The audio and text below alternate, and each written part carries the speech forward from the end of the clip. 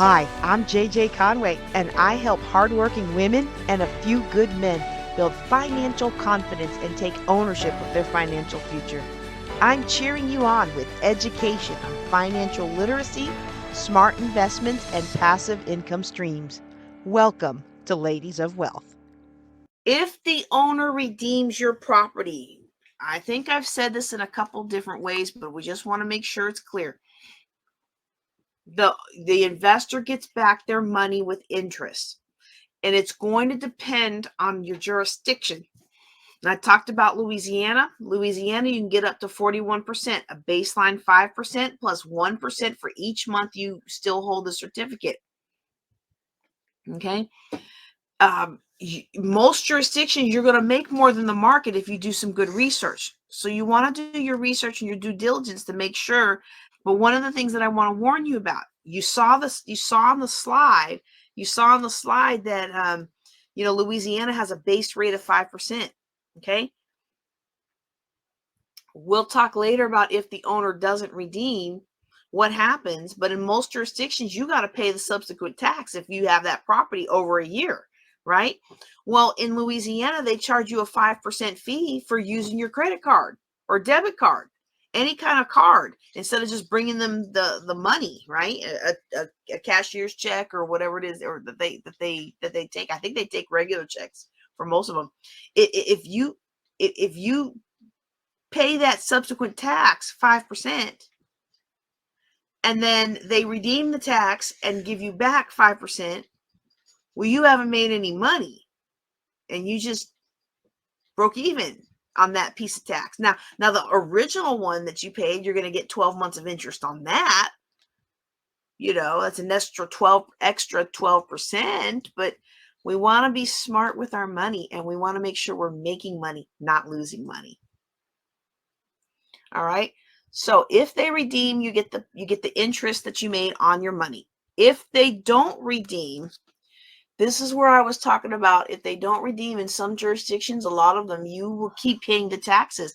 And if you better hire somebody to mow that grass, because if the city or the county mow it, you're going to pay a big bill. I've got one property that I can't find anybody to mow it, so I just eat the cost. Like, okay, but I have community development efforts for that property. That's my goals for that. My goal for that property wasn't to make money. It's a landlocked property. Nobody's going to buy it. It's okay. It's okay. It'll be all right. Eventually, I'll be able to do what I want to do that's going to really benefit that community. It's a lower income community, but right now I just got to get through this slosh of doctorate and all those things. And so, you know what?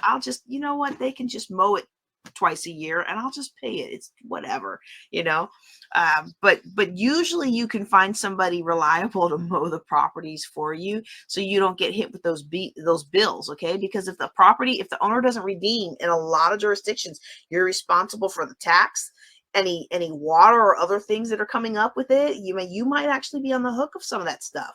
Now, that's not everywhere, but you might. Okay. In some jurisdictions, you have to take ownership in a certain time limit. Okay. You have to take ownership. And if you don't take ownership in a certain time limit, then you can't take ownership. It's the weirdest thing. In Louisiana, if you are a partial owner with other people, then you got to buy them out and redeem the property. So I had one where I had to buy out all the other investors. Well, all those other investors who had the year before me and the year before that, I was able to do that through the county or through the parish. But I have another property where it's been so long, you have to make a one-on-one deal with somebody, and they have to quit claim that over or do some kind of legal transaction to sell you their ownership, or you pay them for the ownership, basically. And that can get really complicated really quick. So you have to operate in the proper time limits. If they don't redeem and you get after the redemption period and they haven't redeemed, now you can do whatever it takes in that jurisdiction to actually get the property. So if it's a tax lien, you're going to foreclose. You might get the writ of possession. You might have to file, if you only have partial ownership, you might have to file to partition the property. So that land, that piece of land in the swanky neighborhood I told you all about, I'm a 4% owner on it. It would cost me $10,000 to partition that land and get me my 4% of it. Well, for one, what am I going to do with a 4% sliver of land and that's worth, the land itself was worth like $25,000, $30,000, but what am I going to do with a 4% of it? Like, I can't put anything on there, and but at the same time, the bank, whoever wants to build on that land is going to have to buy me out before they can, before it can be sold. So, I mean, you just sit there, but it wasn't worth it to try to partition. I had another property where it wasn't worth it to try and partition either. And the man who owned the property passed away. Well, you better believe that his heirs were like quick to write that check when they realized that their dad was not the only owner of that property. And now I didn't want to take his house from him, and this is one of those things where like you really got to be about your business, and you really shouldn't be too hearted. But he was a disabled veteran. He took great pride in taking care of that house. Like after a hailstorm, he went and patched everything up himself, and he was all cripple like. So I knew it was hard for him to have done all that. And I came up on him one day and I thought to myself, you know what? I could take this man's house and try to put somebody else in here. But that property, was only going to bring, because it was kind of rural. It was only going to bring me about $300 or $400 a month. It was a nice sized lot, but it was a trailer home on it, a single wide on it. And I was like, you know what? This is not, I'm a disabled veteran. I can only work for so long. I've got health issues. People laugh at me because everything that all my chairs and everything have to be straight. I go to the gym, but when I go, I have to hold my neck a certain way because I got a slip disc back here. Like, I'm broken up, and I just think that I would want somebody to have mercy on me in my last couple of years. And I thought, you know what? As long as he's paying the subsequent tax, I'm not going to worry about it. He paid the tax. He mowed his yard. I didn't worry about it. And then he died. And I thought, well, I need to do something about this. And let me tell you what, they sure did come in and pay me off, because I think I was 50 something percent owner on that, or maybe it was just under 50, whatever it was. I was a significant percent ownership of his property, and it was on a large lot. Like, even if we had split it, I could have gone in there and I could have put something on it, and it would have been cost effective for me to do that for what I paid for it. Hey, Dennis, so nice to have you on today. All right, so you really do want to make sure that you know the process. And I did not know that process. I did not know that process until I started having properties that I could actually try to take possession of. And it was like, what? No, we are not doing this. So from then on, I was 100% only. And if that means some years I don't get some, then some years I just don't get any properties. But every year so far, I've been able to get some properties from Louisiana. So that's been good. Okay. If the property doesn't sell, okay. So we talked about the property sells and the owner redeems it, or the owner doesn't redeem it. But there are some properties that don't sell at the tax sale. They're like not worth it and nobody wants them. They're like a sliver of a 0.1 acre sliver that you could put a shotgun home on. And there was one, but it got torn out by a tornado. Whatever the reason is, there's some properties that just don't sell at tax sale. And in some jurisdictions, you can actually go to the courthouse or the land recs or wherever it is that they keep this, and you can get a list of unsolds. And you go in there with the money, first paid, first served, and it's yours. But you have to ask yourself, why are these unsolds? So I'm personally not a fan of buying unsolds sight unseen, unless you are very familiar with the area. So, for example, I'm very familiar with Prince George's County, Maryland. I'm very familiar with Bossier City, Louisiana. I'm also familiar with Shreveport, Louisiana, which is across the river from Bossier City, but I wouldn't invest in Shreveport sight unseen because I don't know Shreveport like I know Bossier. In Bossier Parish, which is basically like Bossier Parish is Bossier City, Plain Dealing. It's up that a little bit of Houghton. Like I know those roads. I've driven all over those roads. I'm very familiar with those neighborhoods, you know. And so for me, if I can look on the map and know where it is, I know what the property's worth. I already know what it's worth. I don't need to be there. And so I may want to be there to see it and make sure it's actually a property and it's not like burnt down or anything, right? Like, but I just, some people do, they buy things unseen. And I'm not there yet. I'm going to try it this year though, y'all. And I did that in Louisiana last year. A funny story about that, but our class is getting late, so I may just tell that in the big one.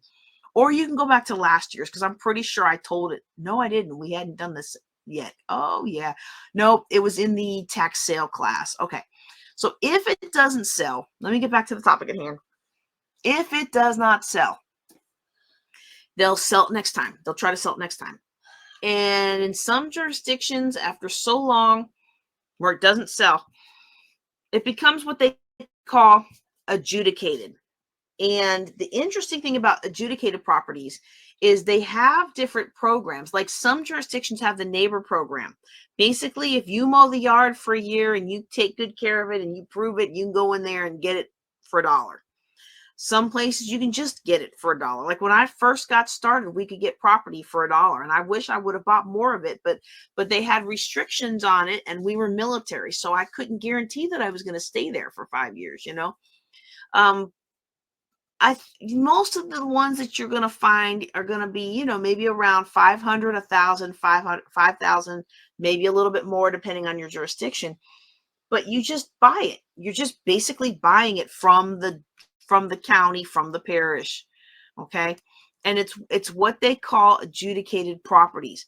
And so there are a lot of places you can still go and just get the list.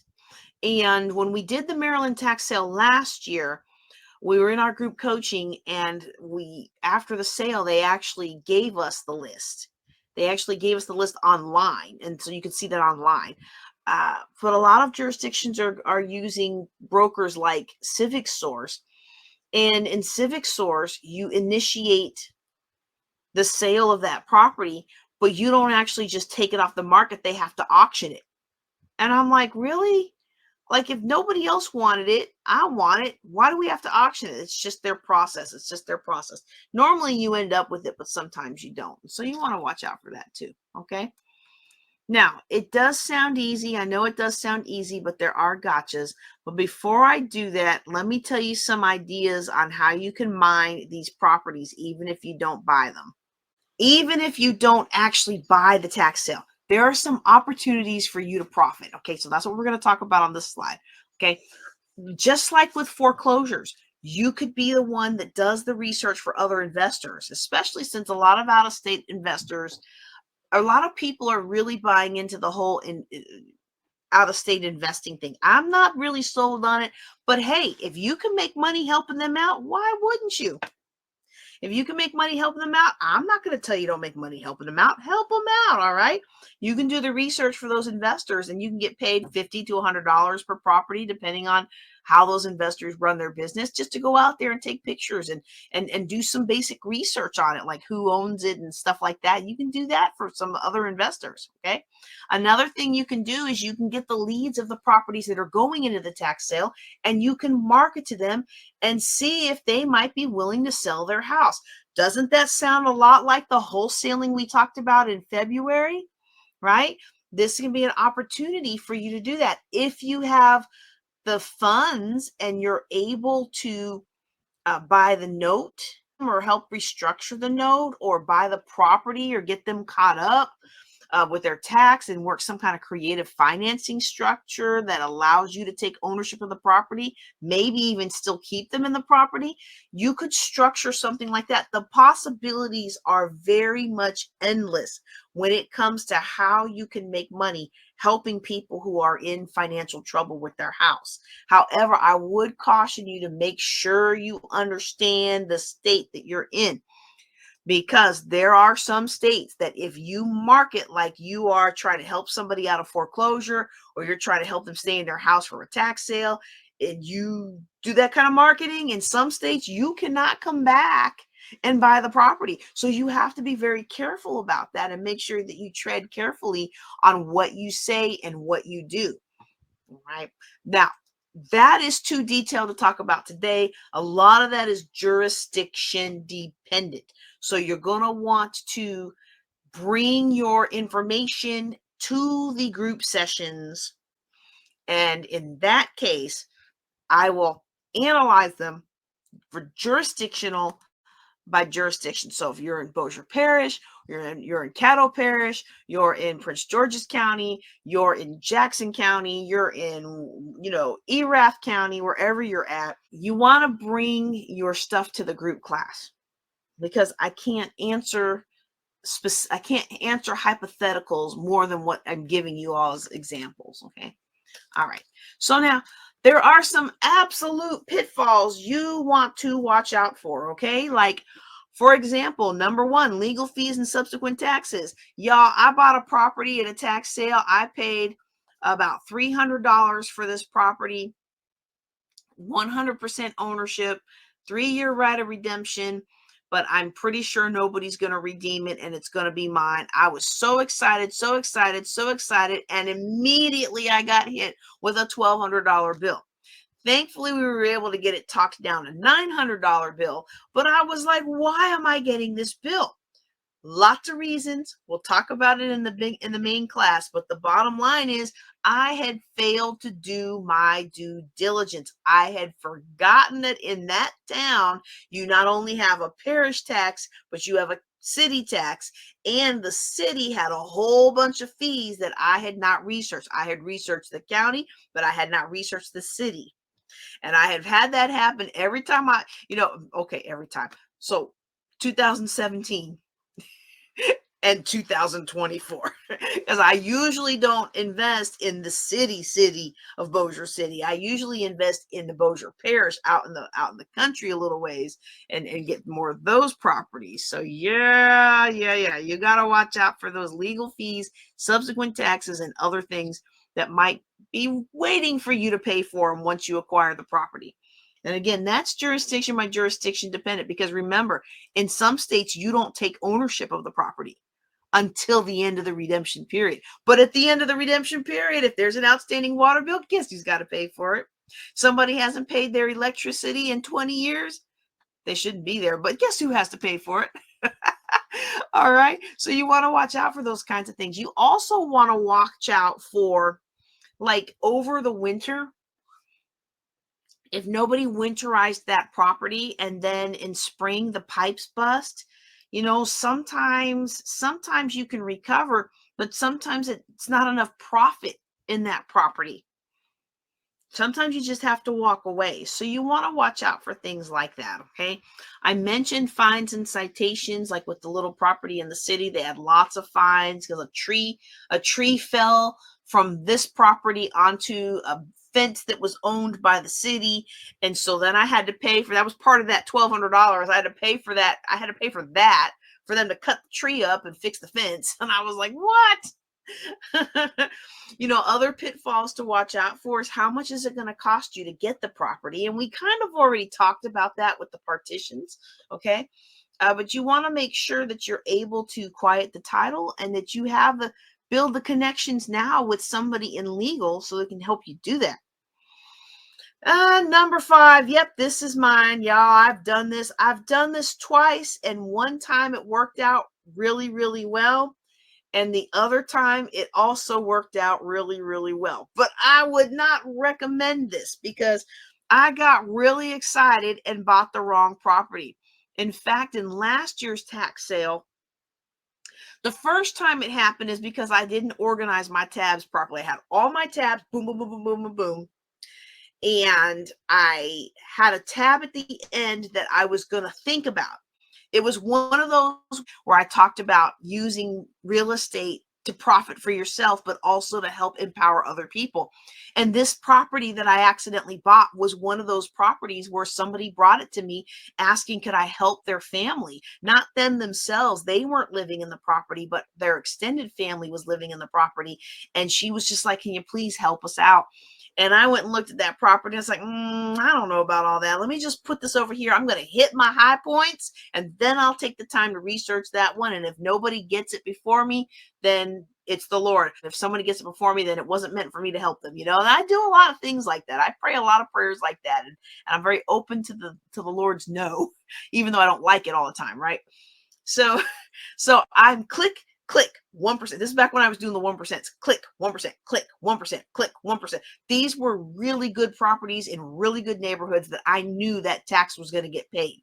1%, 1%, 1%, 1%, 1%. Get to the last tab. Okay, let me look at this lady's family property. And it's not her property. And I'm like, oh no, what happened?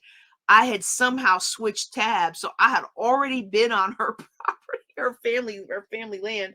And I ended up getting it. And it worked out well for me. But last year, y'all, I don't know what I was thinking. I bid on something that was like $10,000. And generally with Civic Source, you're not getting, in Louisiana tax sales, you're not going to get something at 100% ownership. A lot of times the big juicy properties are going to get bid down. And so I wasn't worried about it. I wasn't worried about it.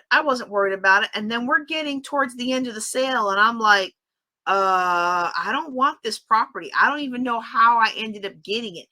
And we've gone back through and looked at the footage and everything, and there were a lot of disconnects in last year's sale. Like, you clicked this, but it took you to that.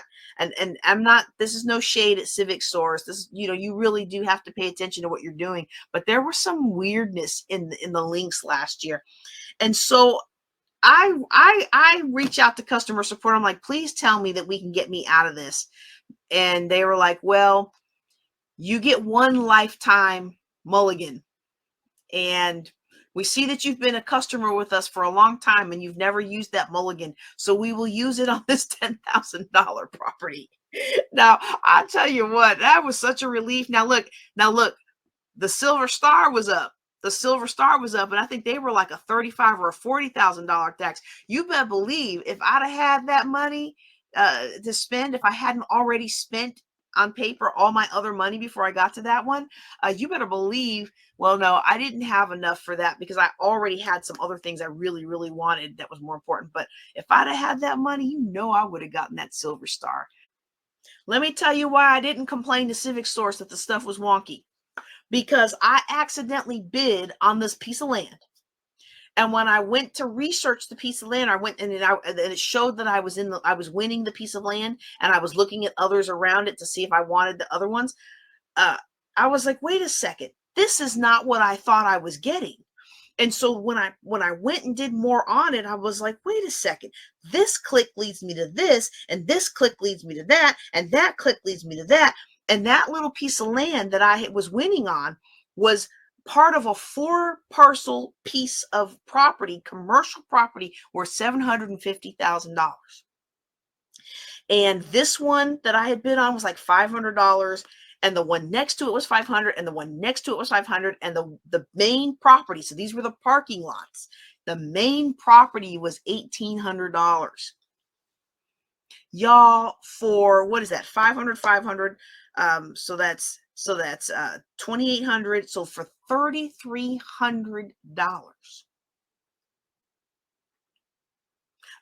I was able to acquire in my self-directed IRA. Can't touch it yet because I'm not old enough yet. I am older than I look, but I'm not that old yet. In my self-directed IRA, I was able to acquire for $3,300. I was able to acquire a property worth $750,000 as a 100% owner. And they have 3 years to redeem. But if they don't, guess who now has her very first commercial property?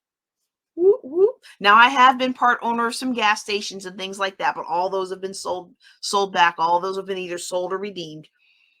Y'all, I sat there and all I could do is give praise to God. Like, thank you, Lord. Thank you, Lord. Thank you, Lord. Thank you, Lord.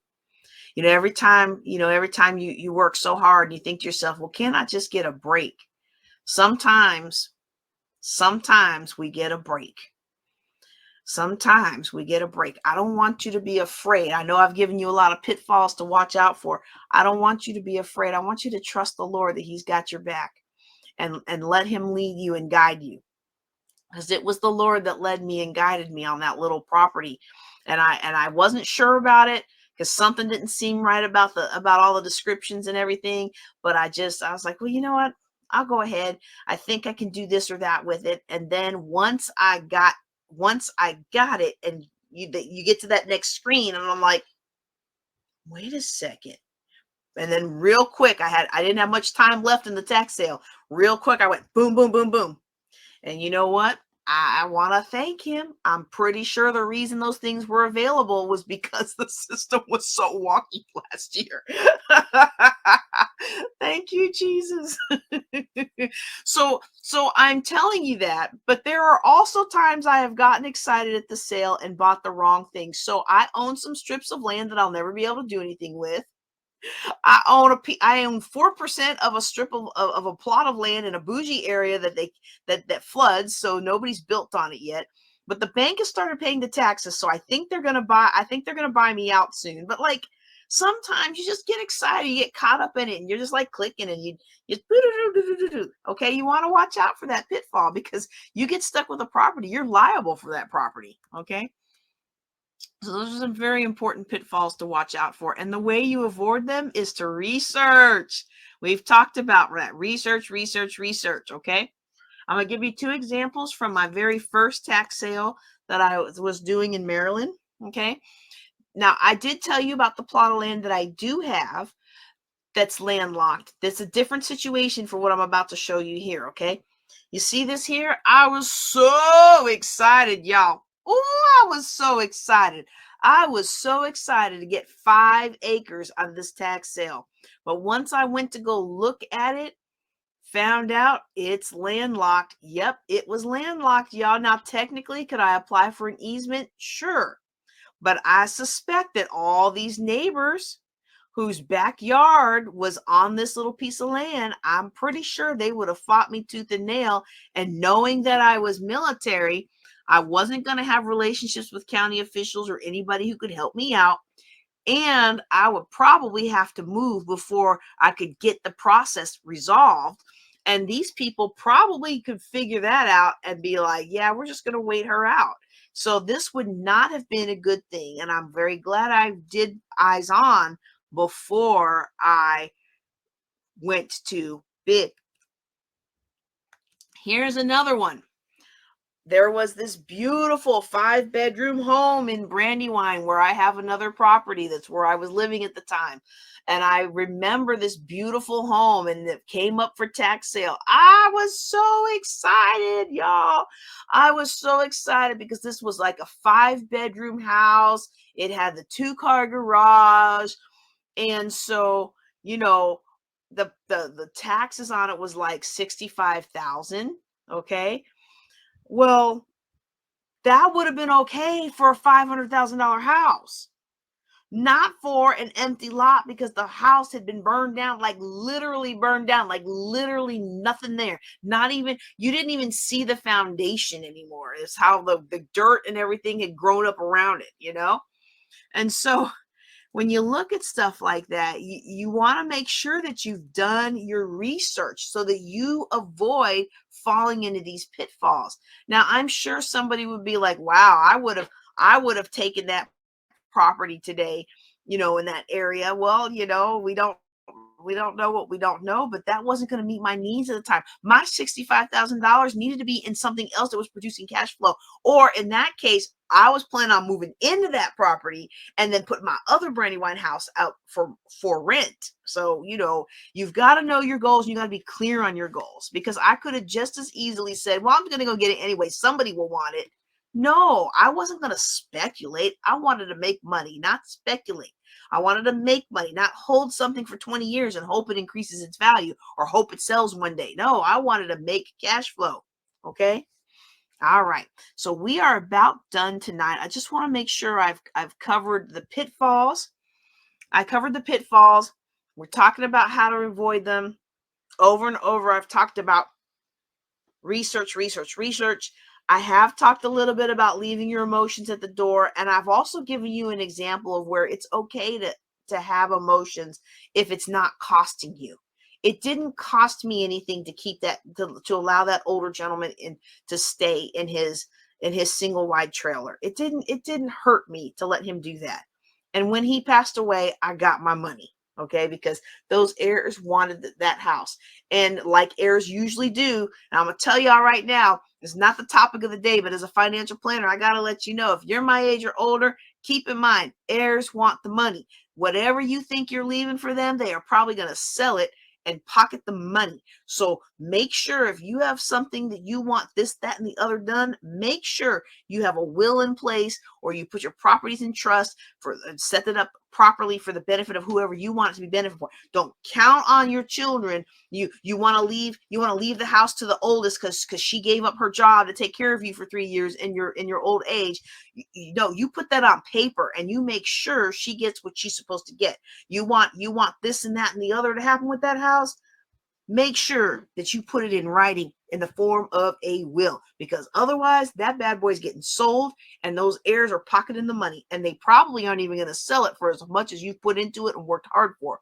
Okay, that's another soapbox I need to get off of because that's going to, I hate to see that all the time.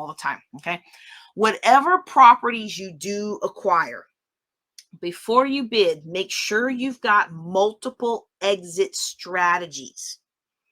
Okay, you want to have multiple exit strategies. What do I mean by multiple exit strategies? Okay, so if I get that commercial property, I am already the 100% owner of it, but they have a 3-year, well, now it's only 2 years, right of redemption. Okay, so in 2 years, if they don't redeem, it's mine. I can do with it what I want. I already am like, hey, here's your, to the people that are renting in there, here's your new rent.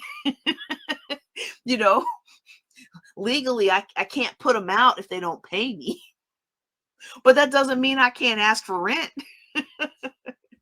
So, until somebody redeems it, I can't put anybody out until my redemption period is over. But that doesn't mean that I can't say I'm the new owner and here's how much you owe me in rent, right? And so, or you can produce another lease and I'll abide by that lease, those existing terms. But anyway, you want to make sure that you have 2 exit strategies. So for that property that I was telling you about, that commercial property, one exit strategy might be to sell it and pocket the cash into my IRA. Wouldn't you like to make 700? Let's see, $3,300 to acquire it, and then the subsequent tax on each one, the subsequent tax each year is about $1,000. So 33, 43, 53, maybe 63, because depending on where the redemption and all that fits. Let's just, let's make the math easy. Let's call it 10,000. Let's call it $10,000. If I sell it for $750,000 and I only paid $10,000 for it, guess how much tax-free money ends up in my IRA? $740,000 tax-free dollars. You can do a lot of living with $740,000 tax-free dollars. Now, let's not count chickens before they're hatched, right? Or is it don't count your eggs before they're hatched? Most investors don't get the property in tax sales. They get the money. I am not delusional about that. Although you see my smile, I really hope I get this property. Okay. That one exit strategy would be to sell it.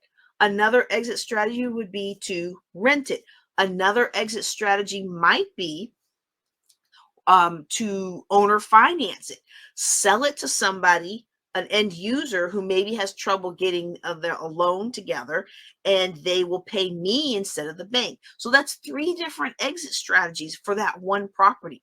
So whenever you go into a property, you want to make sure you have at least 2 exit strategies. And you might want to make sure that you're connected with local investors, because sometimes we think a exit strategy will work and it won't. Like, I have one property that's in the hood. It's right at Ground Central in Baltimore. I have tried so many times to sell that property because I want the cash to be able to use it here in Texas, and selling it to other investors, it's just not enough to counteract how much I'm making in rent. And so it's like, okay, well, I guess I'll just keep it. But you don't want to, you want to stay connected with people who understand the neighborhood, because had I been connected with people who understood the neighborhood, they would have told me I couldn't flip that house. My intention with that house was to flip it, not to buy and hold it. Well, you very unlikely, if anybody remembers the Baltimore riots, or any other riots for that matter, you're very unlikely to flip a house in riot Ground Central, like where you can still stand there. It's like 15 years later and look across the street and see houses that have no windows and no roofs because they were burnt down in the riots. Okay. So like, was not necessarily my best buy, but it actually was a very profitable buy. So, but the exit strategy didn't work.